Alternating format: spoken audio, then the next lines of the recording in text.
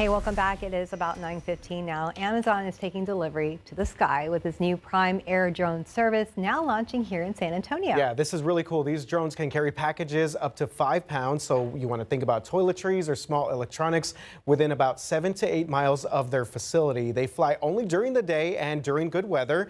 So you don't need to be at home in order to get one of these deliveries. All you got to do is just pick a safe spot at least 10 feet away from people, pets, and cars, and the drone will lower your package and fly off into the air.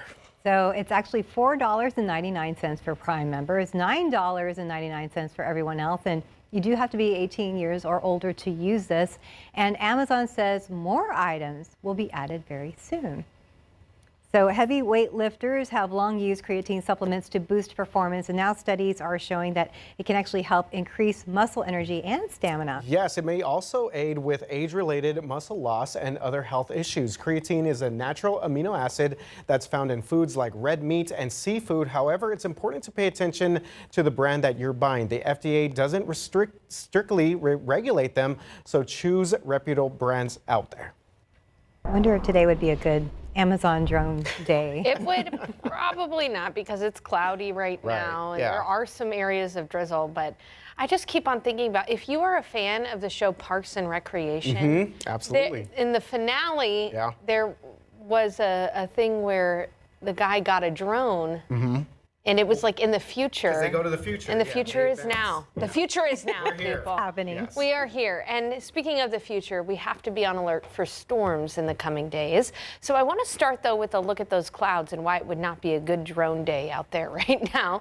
We do have clouds around San Antonio. The clouds are actually building on themselves. So we will see some sun today, but it'll just be a while. We got to wait until probably the afternoon to see sunshine around San Antonio. But even though it's just cloudy here with some areas of drizzle, out across California, there is a low pressure system, and this is our next storm maker.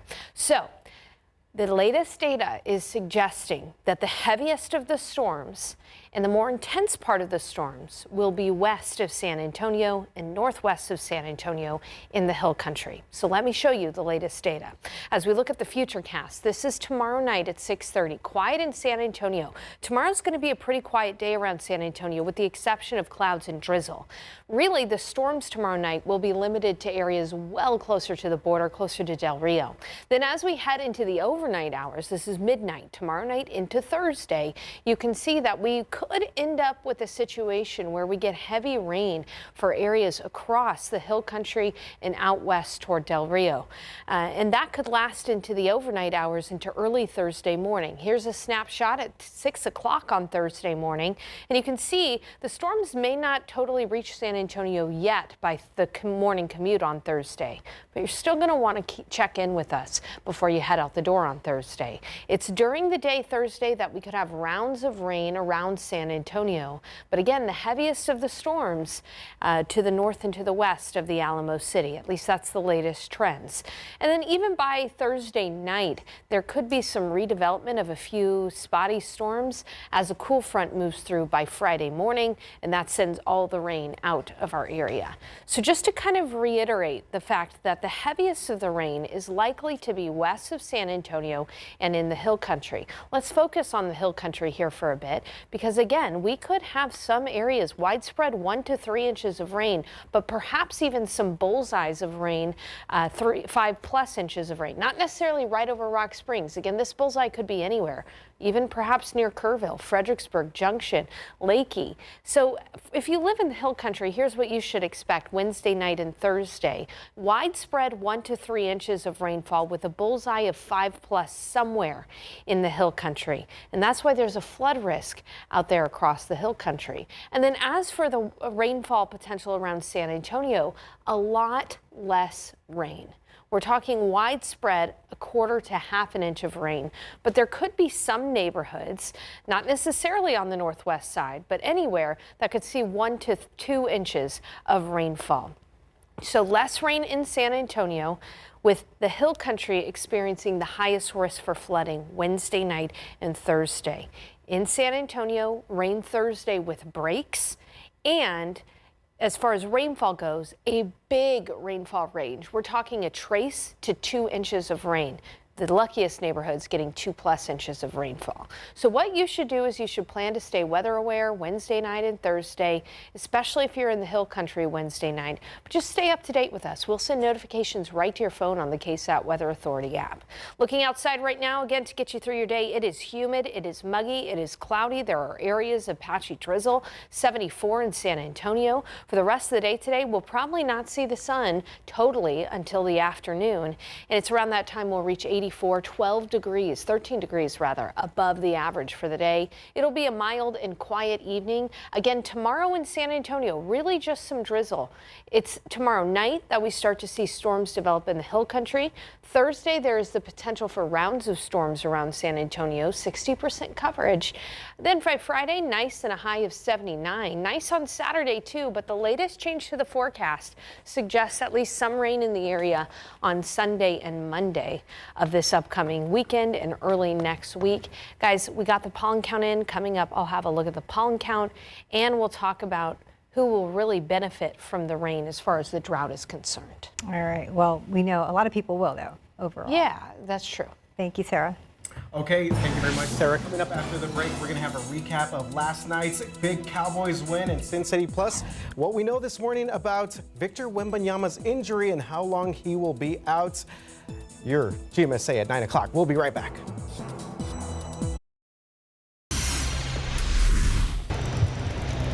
Good morning, San Antonio. It was a great night here in Las Vegas with the Dallas Cowboys picking up a 33-16 win against the Las Vegas Raiders. Now, the Cowboys did it for two reasons. First and foremost, they wanted to honor their fallen teammate, Marshawn Nealon. They wanted to play hard for him. They wanted to get a win for him, and they certainly accomplished that. Plus, they wanted to snap their two-game slide before hosting the Philadelphia Eagles Sunday at AT&T Stadium, and the Cowboys did that as well, so they're feeling much better about themselves. We will have much more Cowboys coverage in our newscast later on today. Let's send it back to you in San Antonio. All right, thank you very much, Larry. Some other big sports headlines here. Okay, take a breath, Spurs fans. Everything will be okay. Victor Wembanyama, unfortunately, going to miss at least 2 to 3 weeks due to a strained left calf. So the Spurs superstar center suffered this injury on Friday against the Golden State Warriors, Steph. So Wemby was on a tear prior to this injury, averaging about 26 points and 13 rebounds per game. Now, San Antonio's off to its best start in a decade with a 9-4 record. Sources say that Wemby will be reevaluated in 2 to 3 weeks. Okay, so the Wemby-less Spurs, even though I'm sure he'll be with them, will take on the Memphis Grizzlies at the Frostbank Center. That is tonight's game. Tip-off at 7 o'clock. Go Spurs, go. Hopefully the guys hold down the fort until Victor gets fully healthy. Yes, go Spurs, go, and Wemby feel better. Yeah. Soon. Absolutely. Very soon. All right, the time now is 9:26, and we're at 74 degrees for now. You're watching GMSA at 9. And coming up here in a little bit, I know a lot of people, some have Christmas lights up already, some are looking to put them up, but we're going to kind of tell you what are your options this year when it comes to choosing them and buying them. Welcome back. It's 9:30, and next week, as you know, it's Thanksgiving. However, many people are already in Christmas mode, so maybe you've heard the Christmas music in the stores, or maybe when you're driving around town, you see all of those twinkling lights. Yeah, I know there's a dedicated radio station that plays Christmas music all the time, 24/7. So if you want to see those beautiful lights on your house this year, you definitely have some options. You just have to figure out how you're going to get it done, what you need, and what else that you need to spend. Christmas is just huge for my family. We love the time of year, and we put them up early. I mean, it's early November, but we celebrate Christmas for 2 months. It's no secret Christmas is a big deal for the Kearns family. You know, we love the decorations. We love the smile it puts on the kids' faces. And decorations means lights. Lots of lights. Tell us a little bit about why you decided to, get some help putting on beautiful Christmas lights. Well, number one is I don't ever want to get up on the roof because I'd probably fall because I'm clumsy. But I saw people putting up lights on their houses, and I always wanted to decorate my house and make it look really nice, but I didn't necessarily know how. And that's where a Christmas light professional can really help. We'd rather take the safety and put it in our hands versus having a customer be like, oh man, I tried to get on the roof and I fell. Or or they're just like, I'm done with ladders. Marcos Tapia with Papa Mark's Lawn and Landscaping tells us they've been busy installing lights on houses since the beginning of the month. And they've been getting a lot of calls for the permanent lights this year. What the difference is and, the permanent lights as opposed to getting the traditional lights as far as cost goes. As far as cost goes, with the traditional lights, of course, you have that cost every year that you pay to install them, to remove them, versus the cost of the permanent lights is, of course, it's a higher cost up front, but it comes out cheaper at the end of the day. And of course, you want to know the cost of all this. However, there's not really a standard answer, and most businesses won't give you a quote over the phone. That's right. And that's because of several reasons. Of course, the cost varies for those reasons, including just the size of your house. Obviously, that might be different from other folks, or how complex just the process is, like how steep your roof may be. I know a lot of people deal with that, or how many stories high your house actually is. And if you want to know, we kind of went digging just for a general price. So according to Home Guide, the average cost of getting Christmas lights installed will cost anywhere between $250 to, looking over here, yes, $1,500. Yeah. That's just for the basic roof job, but it could be as much as $750 to $5,000 for the larger homes. That's right. And again, Home Guide telling us that the average cost of getting Christmas lights installed will, again, cost that amount. But again, if you're looking for those permanent lights, you can install those just once and change the colors throughout the year. And that might be a little bit on the pricier side, Steph. Yeah, it would. So a good tip here, some companies will install your own Christmas lights and they'll lower that installation price accordingly. However, some of them want to use their own lighting to make it easier for them to install and to store. So it's just a matter of what you want to spend your money on. But a lot of people have said it comes in handy to have somebody help. That's right. Yeah, definitely. And I think I saw Sarah over there kind of perk up when they talked about the permanent lights there too. Yeah, a lot of folks use those. Yes. Yeah, they look really pretty. Yeah, and if you don't want to go all out for lights for your house this year, how about checking out this cool light display? Wolf Stadium, I heard about this. It's been transformed into the Light Park. So this is the first year the exhibit is at Wolf Stadium on the west side, southwest side of town, and it joins a second location. First of all, the first area over by Retama Park in Selma. Yeah, it's really pretty. And during this experience, you can stay in your car the whole time and you can tune your car's radio to listen to music that matches millions of dancing lights. Admission for the display is charged by car, so organizers encourage carpooling to save money. Admission for both locations starts at $39.99 if you purchase this online. However, if you purchase at the gate, it's going to be a little bit more, so you might want to prepare. $60 at the gate, so you might want to get those a little early. Yeah, so we've been seeing a lot more of these elaborate light displays over the past couple of years. Maybe this is an option for folks that want to get into the spirit. Now, the prices do increase the week of Christmas. Concessions such as popcorn, lemonade are also all available for purchase at the gate over there at the Wolf. That's fun. I'm going to have to check it out this year. Oh, we got yes. Before we get to Sarah, we of course are getting ready for the holiday season, and a big part of that is there at Travis Park as we get the HEB Christmas tree ready to go, Steph. I know. So yeah, the tree is coming in this morning. You're taking a live look at this happening there at Travis Park, and of course, Travis Park will have the tree lighting ceremony coming up next Friday. That would be the day after Thanksgiving, and I'm trying to see, like, okay, we see some, organizers there. Some, oh, there it is. The trees. Yeah, it's kind of laid there. Yeah, that's right. On its side right there. So of course, once it's up, it's very beautiful. Thousands of decorations, and of course, HEB bringing in this tree. Yeah, we read earlier homemade ornaments and also 10,000 lights. And also we did a little bit of research. Thank you to our producer, Caitlin. It comes from the Cascade Mountain region. That's going to be in the Pacific Northwest.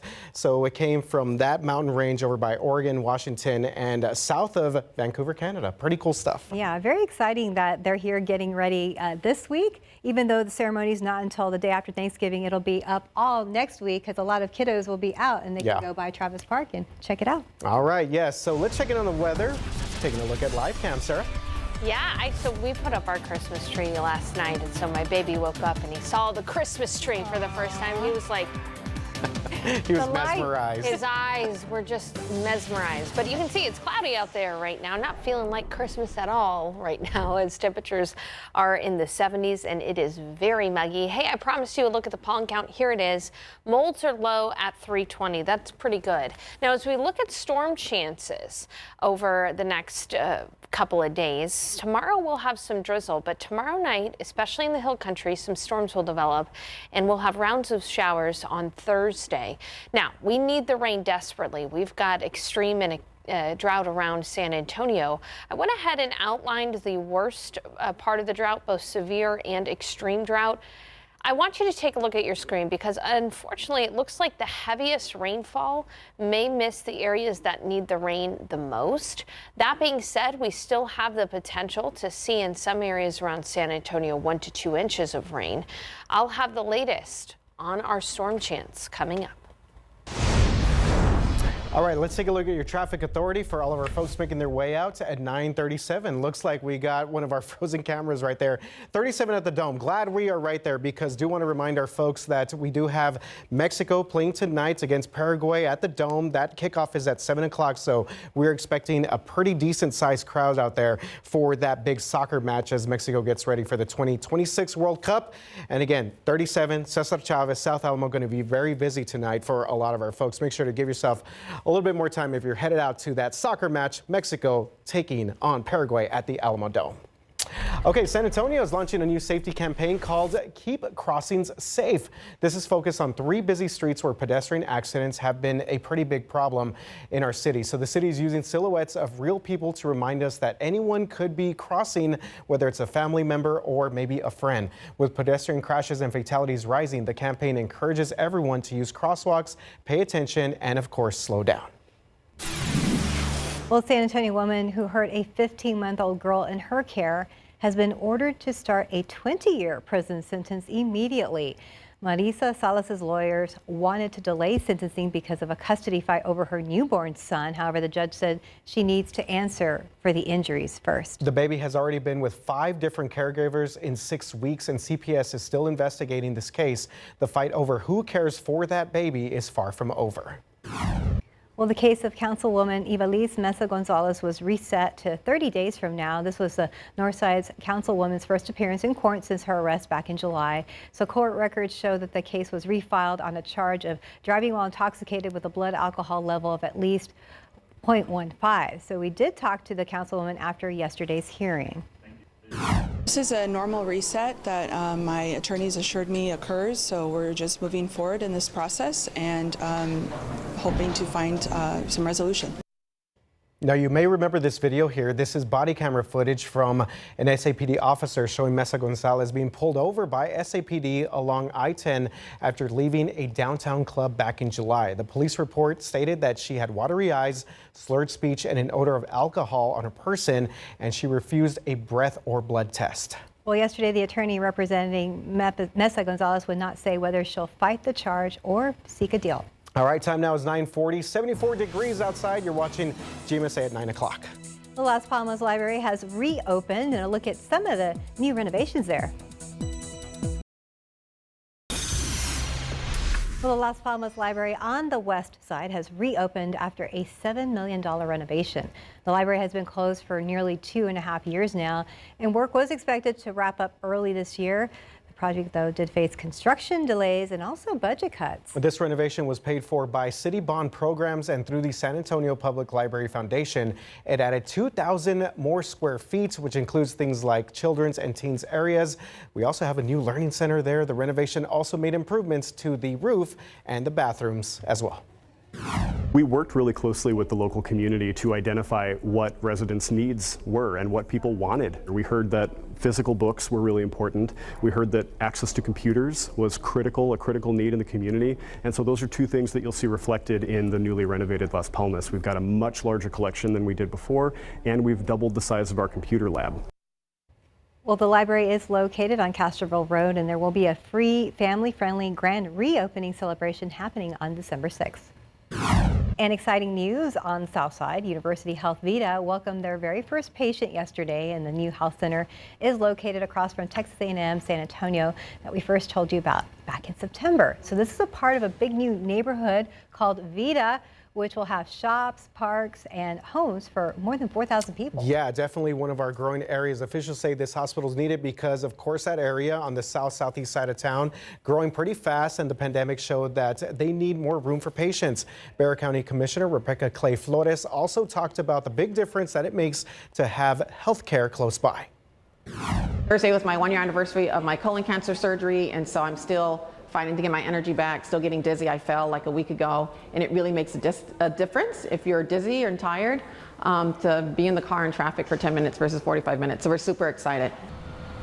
Well, University Health Vita is off of Jaguar Parkway, again, right there by Texas A&M San Antonio near University Way. Commissioner Clay Flores said that the hospital will have an open house in January, and in a couple of years, another hospital will be built right next door.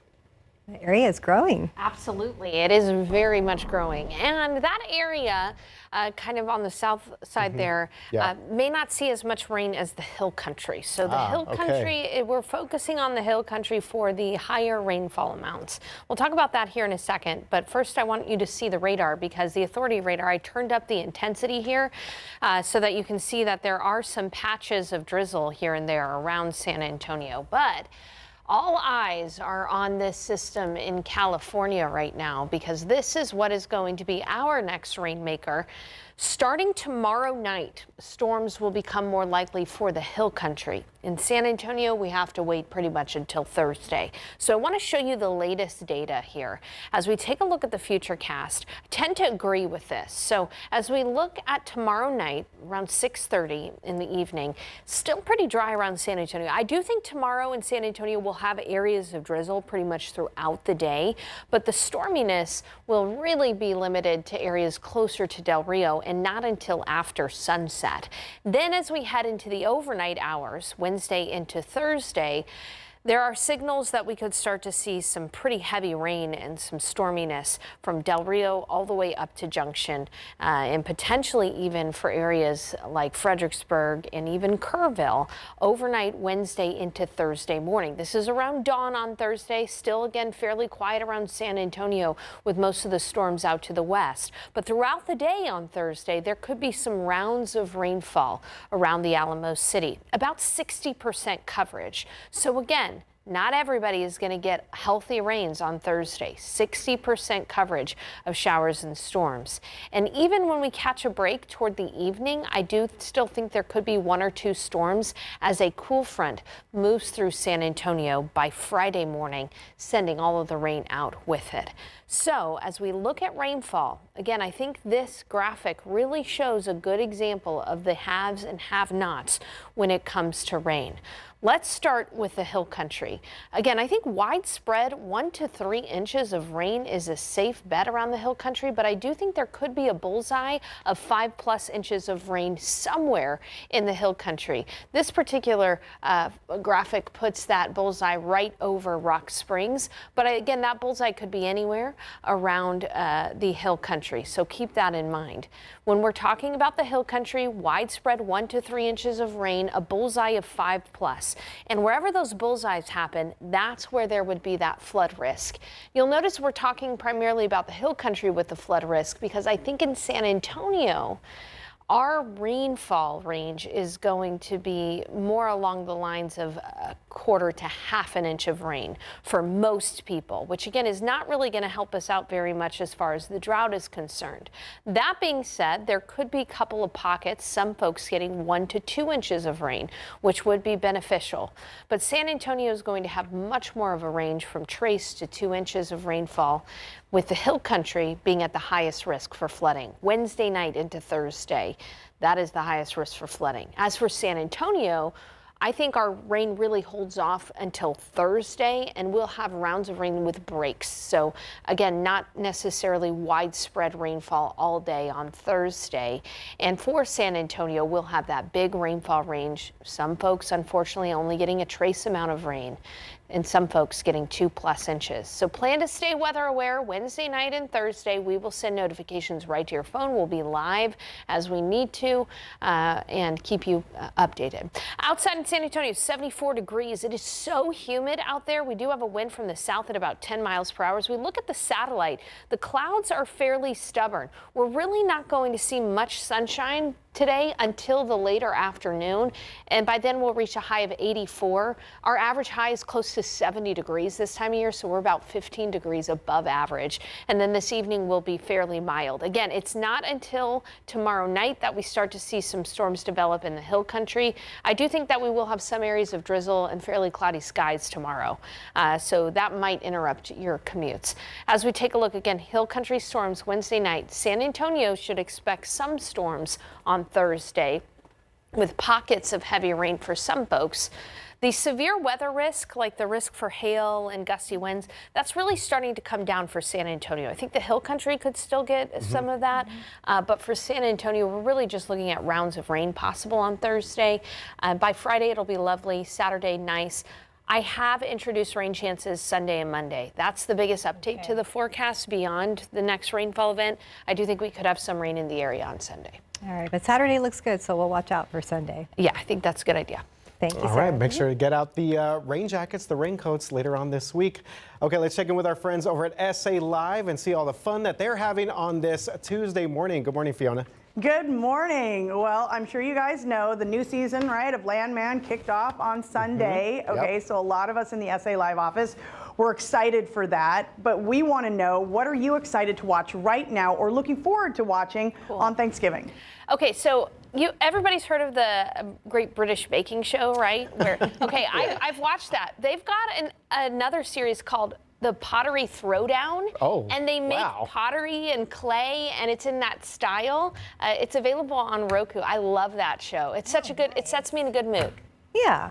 Well, I was thinking of the opposite. Okay. Scary stuff. I think, and I'm trying to remember, I have to check, but I think some episodes of Stranger Things are going to be released over Thanksgiving. Oh, cool. So if that's the case, I will be watching those to see the latest. Yeah, definitely. We're watching a show called All Her Fault right now, and that's pretty good. It's on one of the streaming channels, but I am excited about Landman. I love Billy Bob Thornton in that role, so give me Landman, give me Tommy Norris all day and all the craziness going on at the oil fields. Yes, too. As well, yes. Yeah, our San Antonio zone. Yeah, I see the camera shaking, yes. Yes, that was Ted. Thank you, guys. We want the rest of you to scan that QR code and let us know what you are currently watching or what you're looking forward to watching over Thanksgiving. All right, well, if you love cars, you don't want to miss this Alamo City event. Our Jada Pickett is out at the San Antonio Auto and Truck Show. Hey there, Jada. Yes, I am in my Ferrari era, all right? And if you love cars, that's right, you're not going to want to miss this Alamo City event. I'm inside of the vault. You're going to get a sneak peek and get to look at all of these amazing exotic cars this weekend at the San Antonio Auto and Truck Show. You guys, it's going to be a time, and I'm going to talk with some of the people that are going to guide us through and tour all of these amazing cars. This is the 458 Spider, and she is a beauty. I'm sitting in the passenger seat because I'm a passenger seat princess. Okay, I'm just waiting for my king to come on and chariot me away. All right, don't go anywhere. I'm tossing it back to you now. Training for a marathon or half marathon means one thing, a lot of miles. So are your shoes up for the task? Well, we're here at I Run to Learn from the pros, and let's just say there's a few surprises that I learned today.